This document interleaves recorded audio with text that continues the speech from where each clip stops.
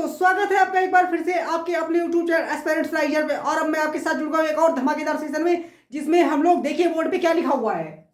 लिखा हुआ है एसबीआई मेंस, यानी कि बात हो रही है एसबीआई क्लरिकल मेंस की। और क्या लिखा हुआ है, रीजनिंग 5 से 7 मार्क्स पक्के, यानी कि 5 से 7 नंबर। एक ऐसा टॉपिक पढ़ाने वाला हूं जिससे पक्के हैं और उससे एग्जाम में क्वेश्चन जरूर आता है। 110% आता ही आता है। ठीक है, तो हम लोग ऐसा क्या पढ़ने वाले हैं फिर, सिलॉग इनइक्वालिटी नहीं पढ़ाने वाला हूं, है ना। सिलॉग इनइक्वालिटी कंफर्म नहीं आएगा, एक इसमें से आएगा, दोनों तो नहीं आएगा। तो क्या पढ़ाने वाला हूं फिर, हम लोग पढ़ेंगे मशीन इनपुट, वो भी न्यू पैटर्न का। ठीक है, मशीन इनपुट डेफिनेटली आता है मेंस के एग्जाम में, और मैं आज एक मशीन इनपुट का आपको क्वेश्चन करवाऊंगा और उसी पैटर्न पे एग्जाम में क्वेश्चन आएगा। ठीक है, सो आइए स्टार्ट करते हैं बिना डिले के हुए।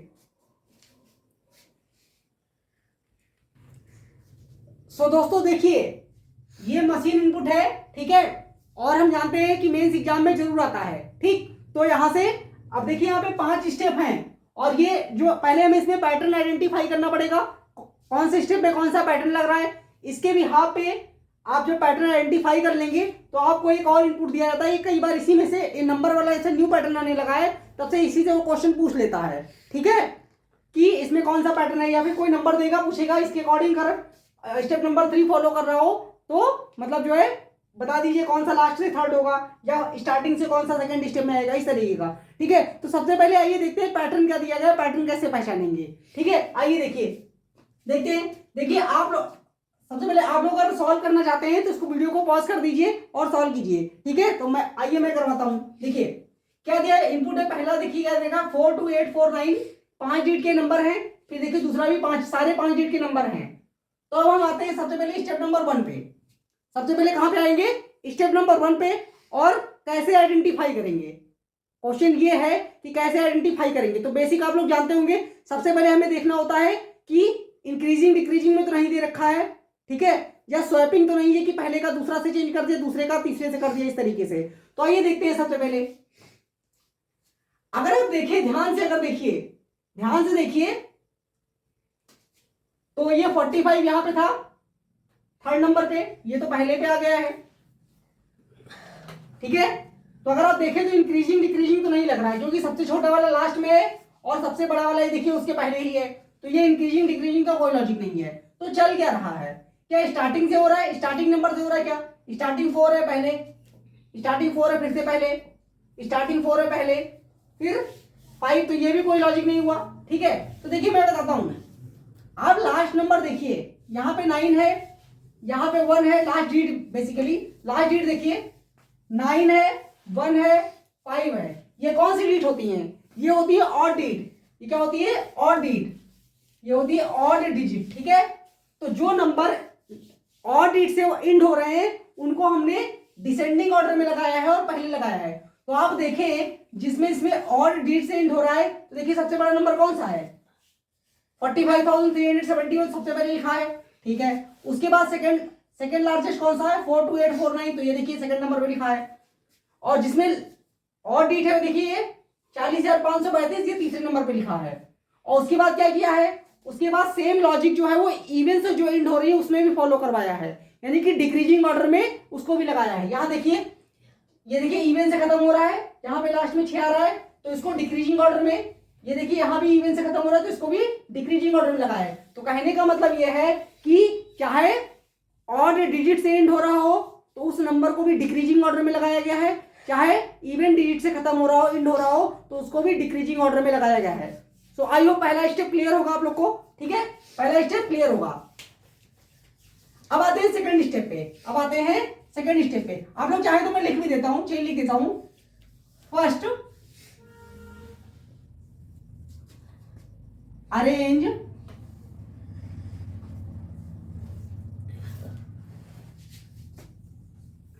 the number whose last digit is odd in decreasing order.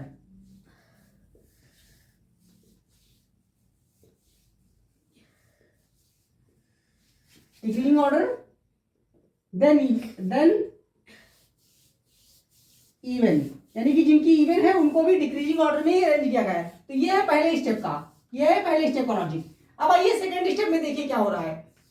Second step में अगर आप ध्यान से देखें तो क्या इंक्रीजिंग में चल रहा है। हाँ, आप देखिए तो ये 34,112, 132, 40,535, 42,849, 45,371 और 53,046, यानी कि कह सकते हैं ये क्या चल रहा है यहाँ पे चल रहा है इंक्रीजिंग ऑर्डर।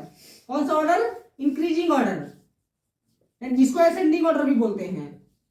इंक्रीजिंग ऑर्डर में चल रहा है सेकंड स्टेप, ठीक है। तो आई होप सेकंड स्टेप तो आसान था, सेकंड स्टेप आसानी से मिल गया होगा। अब आइए थर्ड स्टेप पे चलते हैं। थर्ड स्टेप देखिए, थर्ड स्टेप में क्या हो रहा है। अगर आप देखें तो थर्ड स्टेप में 3 यहां था, 3 यहां था और दोनों साथ में आ गया। यहां पे देखिए 5 5 दोनों साथ में आ गया है। यहां पे क्या हुआ, यहां पे 4 और 4 दोनों साथ में आ गया है। और यहां पे तो एजिट कर दिया है, कोई चेंज नहीं है यहां पर, ठीक है। यहां पे भी कोई चेंज नहीं है। तो इसका मतलब क्या हुआ? इसका मतलब ये हुआ जो रिपीट हो रहा है उसको लास्ट में प्लेस कर दिया गया, दोनों नंबर डिजिट, ठीक है। जो रिपीट हो रहा है उनको लास्ट में प्लेस कर दिया गया और रिमेनिंग जो बच गए उनको पहले लगा दिया गया है। देखिए यहां पे देखिए, अगर हम देखें तो 3 रिपीट हो रहा है तो पहले कौन सा अरेंज किया? 4, फिर 1, फिर 2 और 3 जो रिपीट हो रहा है उसको बाद में लगाया। ऐसे यहां देखिए रिपीट हो रहा है 5 5 तो बाद में लगाया, बाकी को पहले ही लिख लिया। यहाँ 4 4 रिपीट हो रहा है तो उसको बाद में लिखा, बाकी को पहले लिख लिया। यहाँ नहीं रिपीट हो रहा है तो राइट कर दिया, यहाँ नहीं रिपीट हो रहा है तो ऐसे ही राइट कर दिया। अब आ जाइए फोर्थ स्टेप पे। आई होप आपको थर्ड स्टेप बढ़िया से क्लियर हो गया होगा, ठीक है। अब आते हैं फोर्थ स्टेप पे। तो देखिए फोर्थ स्टेप में क्या हो रहा है। अगर आप फोर्थ स्टेप देखें तो 4 तो यही दिया गया है, 1 भी यही दिया गया है, तो 8 कैसे बन सकता है? अच्छा इधर देखिए, यहां भी 4 दिया गया है, यहां 0 दिया गया है, तो 4 कैसे बना भाई? यहां देखे तो हाँ, यहां पे देखिए 8 9 4 4, ये 2 उठा के लास्ट में लगा दिया गया। अब यहां देखिए, यहां पे 4 दिया गया है और ये 1 दिया गया है, और यानी कि इससे कुछ बन रहा है, इससे कुछ 5 3 7 से कुछ बन रहा है। ऐसे यहां देखिए, यहां 0 यहां लिख दिया गया, 4 यहां लिख दिया गया और 6 यहां लिख दिया गया, और ये हाँ यहां से पैटर्न पकड़ में आ जाएगा। कैसे? 5 और 3 ये क्या है? प्राइम नंबर है, कह सकते हैं। ये क्या है? 5 और 3 क्या होता है? प्राइम नंबर होता है। और दोनों को ऐड किया, लास्ट में लिख दिया, और बाकी को एज इट इज राइट कर दिया। अब आइए इधर देखते हैं, इधर यहाँ देखिए 4 को ऐसे उतार लिया, 1 को ऐसे उतार लिया, और इनको देखिए 5 3 7 तीनों प्राइम नंबर है, तो इनको डीट सम कीजिए। 5 3 8 7 15, 8 7 क्या होता है? 15, और 15 को फिर डीट सम कीजिए, तो 5 1 6, तो देखिए 6 लास्ट में लिखा हुआ है। यानी कि क्या हो रहा है? प्राइम का डिजिट सम कर रहा है। एक और चेक कर लेते हैं, पूरा चेक कर लेते हैं, ठीक है। यहां देखिए, यहां पे क्योंकि एक ही प्राइम नंबर है तो सीधा लास्ट में लिख दिया गया है, तो इसमें तो कोई ज्यादा फर्क नहीं पड़ा। यहां ये तो 4 0, और इनको देखिए 5 5 10 3 13, और 13 को डिजिट सम करेंगे तो 3 1 4 हो जाएगा तो लास्ट में। और ऐसे यहां देखिए 4 1 लिखा है और 2 प्राइम नंबर होता है, 3 भी प्राइम है, तो 3 3 6 2 8 उसको लिख दिया। तो यानी कि क्या हो रहा है स्टेप नंबर 4 में? स्टेप नंबर 4 में हो रहा है कि प्राइम का डिजिट सम कर रहा है जब तक कि वो 1 डिजिट में ना आ जाए, उसके बाद उसको लास्ट में लिख दिया गया है। क्लियर है? आई होप समझ गए होंगे आप लोग, ठीक है। अब आइए स्टेप नंबर 5 में। स्टेप नंबर अगर 5 में आप आएंगे, स्टेप नंबर अगर 5 में आएंगे तो देखिए अल्फाबेट दिया है DHIBI, तो इन दोनों में कुछ कॉमन होगा। फिर इन दोनों में जहां आई लिखा है वहां कुछ कॉमन होगा, तो जरा चेक करते हैं कहीं डीट सम यहां भी तो नहीं हो रहा है। पहले इसको चेक करते हैं। 8 6 14 4 18, 8 6 14 4 18, और 18 को अगर हम फिर से डीट सम करेंगे तो हो जाता है 9, और हम जानते हैं आई जो होता है वो 9 प्लेस पे आता है, आई जो होता है वो 9 प्लेस पे आता है, तो यही हो रहा है लग रहा है। अब यहां देखिए बी कैसे आया? 6 7 4 11, और फिर अगर फिर डीट सम करेंगे तो हो जाएगा 1 1 2, तो बी होता है 2, सेकंड प्लेस पे आता है, ठीक है। अब यहां देखिए 8 और 4 4 8 8 16, 16 में 2 जोड़ देंगे तो 18, 18 में 9 जोड़ेंगे तो 27, तो ये बन गया 27, और 27 को फर्दर डीट सम कर दीजिए तो हो जाएगा 9, तो आई आता है 9 प्लेस पे, तो ये हम जानते हैं, देख लीजिए। अब यहाँ ये 4 और 4 8, तो ये तो बड़ा आसान है, ये तो हम जानते हैं ये 8 प्लेस पे आता है। अब यहाँ ये 8 और 8 1 9 9 4 13, डीट सम क्या तो हो गया 13, और फर्दर इसको अगर डीट सम करेंगे तो हो जाएगा 4, तो हम जानते हैं डी कौन से प्लेस पे आता है? 4 प्लेस पे आता है, ठीक है। तो ये रहा स्टेप नंबर 5 का लॉजिक, ये रहा स्टेप नंबर 5 का लॉजिक, ठीक है। तो ये हमारा था गिवन मशीन इनपुट, जिसमें पैटर्न हमें आइडेंटिफाई करना था। अब इसमें से वो क्वेश्चन पूछ सकता है कुछ भी, ठीक है। मान लो पूछ ले कि स्टेप नंबर जो 4th है उसका 3rd वाला ले लीजिए, और स्टेप नंबर 2nd का जो है 1st वाला ले लीजिए, उनके बीच का डिफरेंस बता दीजिए, या एवरेज बता दीजिए, या मैथमेटिक्स का कुछ भी कंसेप्ट लगवा सकता है। या आपको ऐसा हो सकता है कि नीचे दूसरा इनपुट दिया गया हो और पूछे कि अगर सेम पैटर्न को फॉलो कर रहा हो तो स्टेप नंबर 2nd में दूसरे नंबर पे कौन सा आएगा। क्लियर है? तो ऐसे क्वेश्चन पूछेगा। तो अगर आप पैटर्न आइडेंटिफाई कर लेंगे, तो क्वेश्चन का आंसर तो कर ही देंगे, उसमें कौन बड़ी बात है ना, उसमें कोई बड़ी बात नहीं है, ठीक है। सो देखिए क्या लिखा है, step number 5 is the last step of the given input. तो ये हमारा पूरा सॉल्व हो चुका है, आप लोग एक बार देख लीजिए।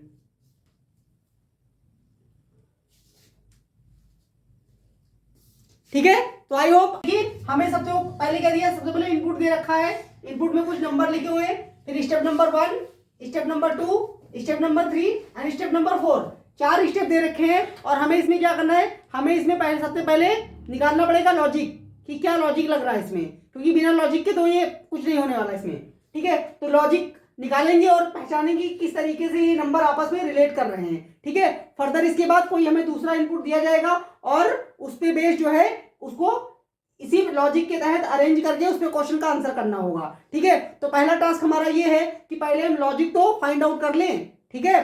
तो 2-3 मिनट में लॉजिक मिल जाना चाहिए। तो एक कह सकते हैं एक नॉर्मल टाइम जो होना चाहिए वो 3 मिनट में, 4 स्टेप में तो 3 मिनट में तो ढूंढ ही लेंगे, ठीक है।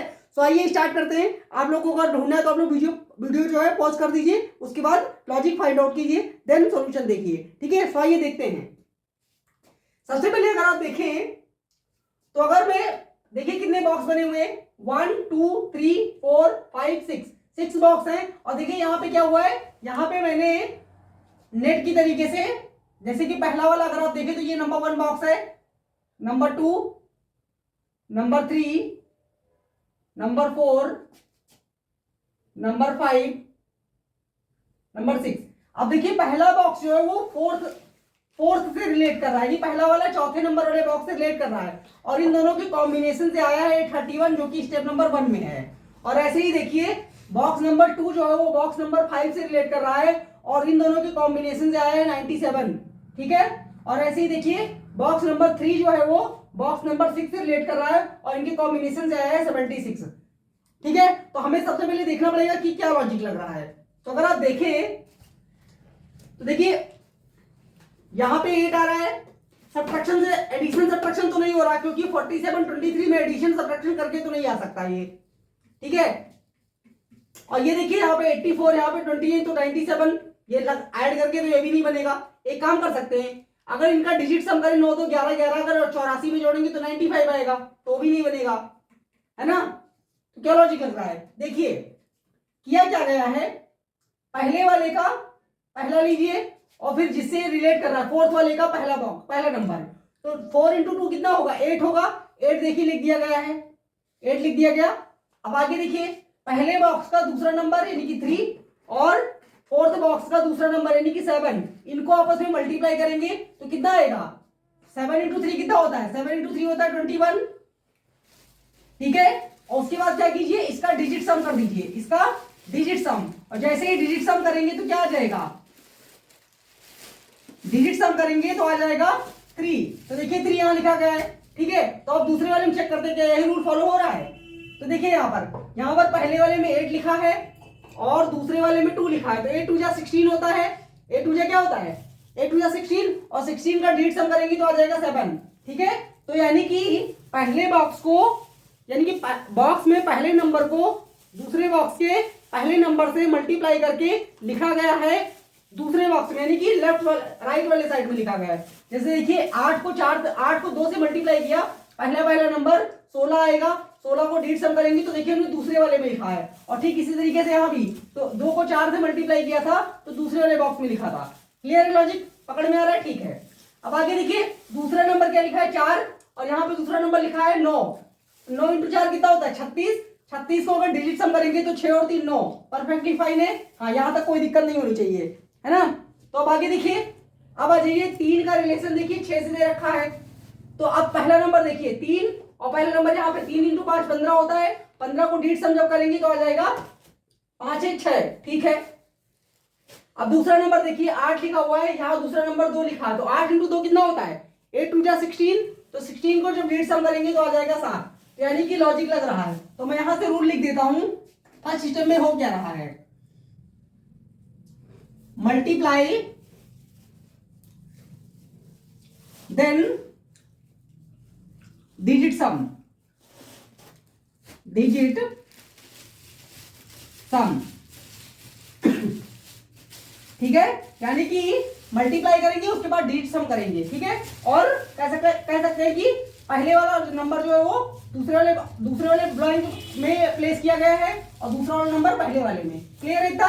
ठीक है, इतना क्लियर है। अब चलिए दूसरे स्टेप पे आते हैं, स्टेप नंबर 2 पे।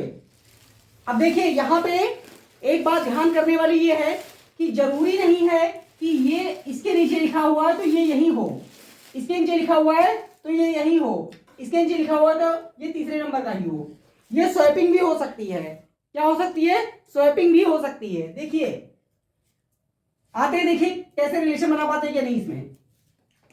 अगर आप देखिए 63 हो रहा है, 63 कैसे बन सकता है? 63 बन सकता है अगर हम इन दोनों को आपस में मल्टीप्लाई कर दें। अगर हम इन दोनों को आपस में मल्टीप्लाई कर दें यानी 9 इंटू 7 कितना हो जाएगा? 63। और क्या किया हमने? यहां पे प्लेस किया है। अच्छा तो इसमें देखिए 8 इंटू 3 कितना होता है? 8 इंटू 3 कितना होता है? 24। 24 है, हाँ है। तो ये देखिए ऐसे ही था जी 7 इंटू 6 ये कितना होता है? 42। क्या 42 है? हाँ है। तो क्या किया है?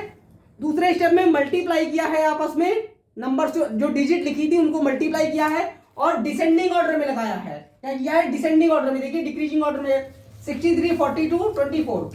तो क्या करना है? मल्टीप्लाई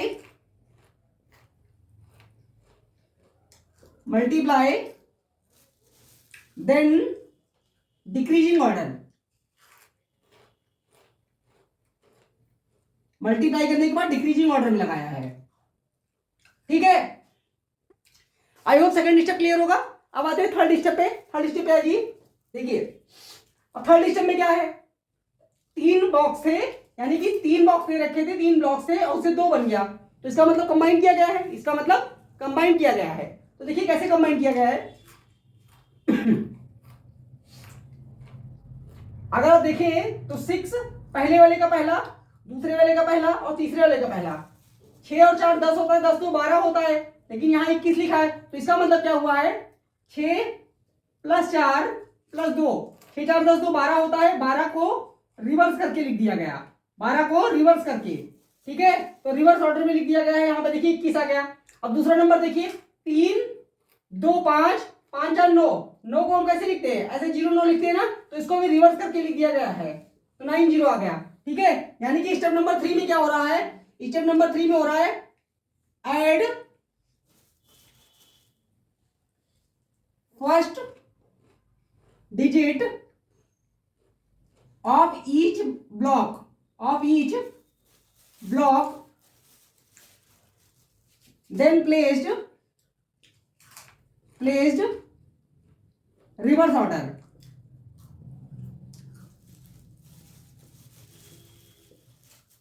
ठीक है, क्या करना है? पहले डिजिट लिया गया है सारे ब्लॉक का, तीनों ब्लॉक का, फिर उसको रिवर्स ऑर्डर में प्लेस कर दिया गया है। क्लियर है? इतनी बात क्लियर है। और ऐसे ही दूसरे वाले केस में भी किया गया है। अब आ जाइए लास्ट स्टेप में, स्टेप नंबर 4 में। स्टेप नंबर 4 में आ जाइए, देखिए यहां क्या किया गया है।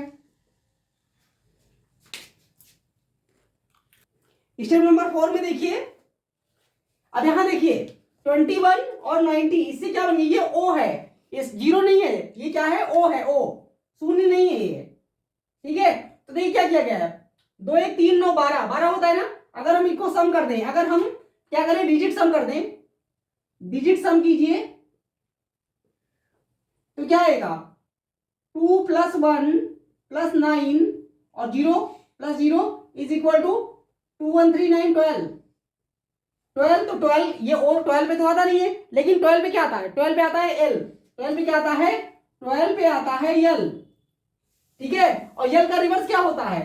यल का अपोजिट नंबर क्या, अपोजिट अल्फाबेट क्या होता है? यल का अपोजिट होता है ओ, एल का अपोजिट होता है ओ। तो क्या किया गया है? पहले ऐड कीजिए सारे नंबर को, देन 12 आया, 12 प्लेस पे आता है एल और एल का कह सकते हैं जो अपोजिट अल्फाबेट है वो लिखा गया है यहाँ पे स्टेप नंबर 4 में। तो देख लीजिए एक बार आप लोग।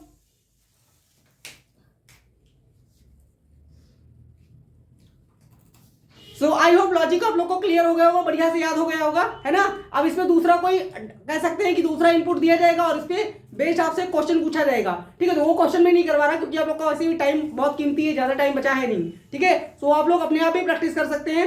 लॉजिक याद रखना बहुत जरूरी है। देखिए इसमें ज्यादातर केस में डिजिट सम वाला मैंने लॉजिक लिया था क्योंकि डिजिट सम वाला एसएससी में बहुत आता है, ठीक है। और डिजिट सम वाला जल्दी स्ट्राइक भी नहीं करता, तो इसीलिए याद रखिएगा, ठीक, क्योंकि एग्जाम में आ सकता है। सो हम मिलेंगे अगले सेशन में। अगर वीडियो पसंद आया तो लाइक करें, शेयर करें अपने दोस्तों के साथ में। Thank you so much.